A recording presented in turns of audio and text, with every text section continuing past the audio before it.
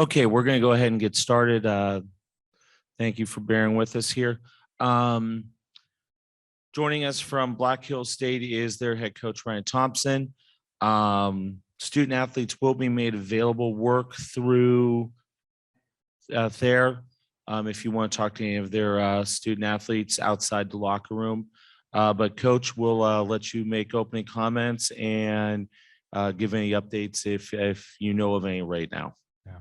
Well, obviously, very emotional, feeling for Tommy Donovan, our student athlete who was injured there towards the end of the game.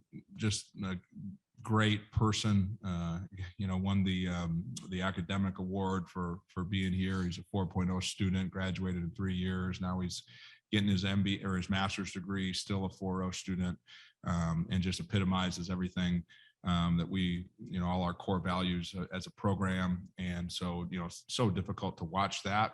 And, but, he's a resilient, tough kid. He'll get through it. We don't have any updates other than, likely a dislocation and potential ligaments, but, who knows, he's going to have to get some, get an evaluation here soon.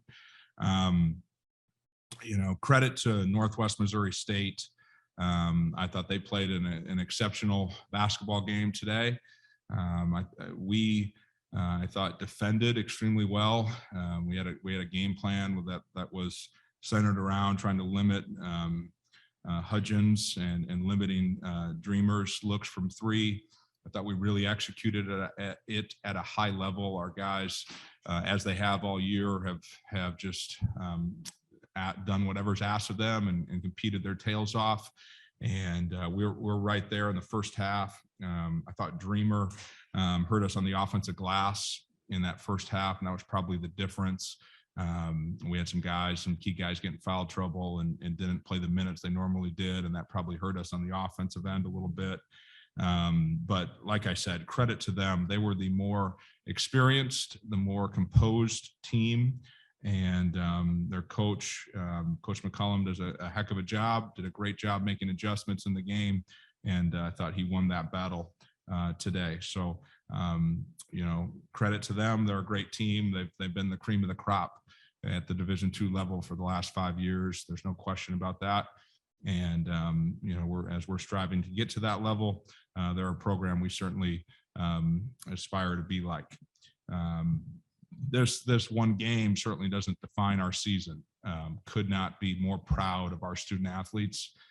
What a heck of a run they went on, all season, win the conference tournament. Had not been done in our program before since we transitioned to the Division II level. Make the first NCAA tournament appearance for us, and then, make it to the Final Four. So just incredibly proud of our guys. And a lot goes into that. There's Black Hills State has been a great basketball program for a lot of years. We've been an NAI program until last 10 or 11 years. There's been some great coaches, some great players that have came through. We've made some Final Four appearances, Elite Eight appearances as an NAI institution, and now as an NCAA Division II program. I think this group put our program on the map. And hopefully this will be something that we'll build on and continue to be at this stage again in the future. Okay, we'll go ahead and open it up for questions here for Coach. Go ahead, John. Coach, you mentioned the defensive game plan, but can you talk a little bit about how you saw Sindhu kind of face guarding Trevor there, and he's stuck with him all game, and how they adjusted to that a little bit as the game went on? Well, Sindhu's been, I think, as good of a perimeter defender as there is in our conference. Really felt like he should have been a first-team all-league guy in the RMAC.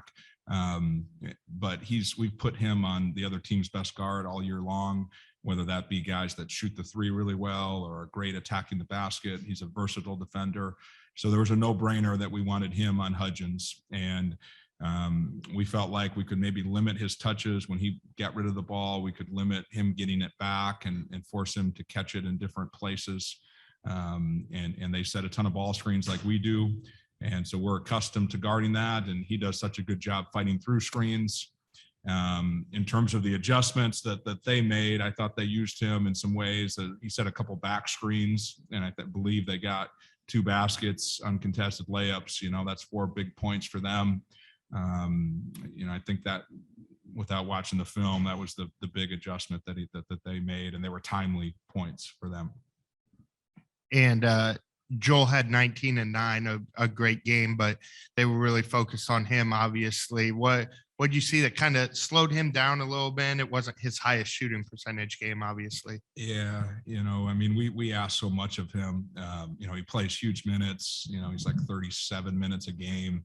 Ask him to guard all kinds of different guys in the defensive end, and then we just have grown accustomed to him going and getting 25 points and shooting 60+% every night. So when he has a night where he gets 19 and 9 and goes 9 of 20, it's like, what's wrong with him? So that's just a credit to him of what the caliber of a player he is. I thought they were really physical with him. Wes Dreamer, I believe, was matched up on him almost the whole game. And he really was physical with Joel trying to get to ball screens. We're a ball screen team, and it kind of messed up our timing a little bit. And then in the post, Dreamer was really good one-on-one, and the physicality was the biggest component of that. And then I thought they, helped onto him a little bit with their digs or chokes, and made it difficult for him to get good looks. Coach, I got a question for you virtually from Alex Dodd from Rapid City Journal. I know you haven't had much time to think about it, but how would you sum up the season that you guys just finished up?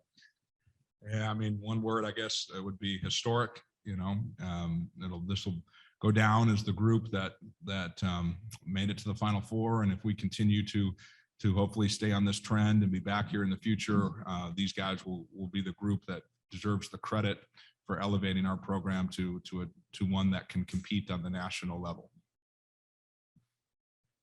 Coach, going against the number 1 seed, obviously, yesterday, and now going against the 2-time defending champs, just how big is that for your program to have that measuring stick moving forward and see that you guys can compete with the elite teams in Division II? Yeah, I think it's huge, and they are the elite teams in Division II. Obviously, we played very well on Tuesday against Nova Southeastern. We did not play as well tonight or today, but they credit to them. They had a lot to do with it in Northwest Missouri State. But it was an honor to compete against, these programs. Like I said, on Tuesday, I really have looked at Northwest Missouri State's program in the past just to kind of study what they do. So that speaks to the level of respect I have for Coach McCollum and their program. But I think it shows our guys, our student athletes, that they can compete with anyone in the country, and that we are a contender to hopefully, take the next step and win a national championship at some point down the line. Coach, that's going to wrap it up. Congratulations on such a terrific season this year, and please keep us posted on how Tommy's doing. Will do. Thank you.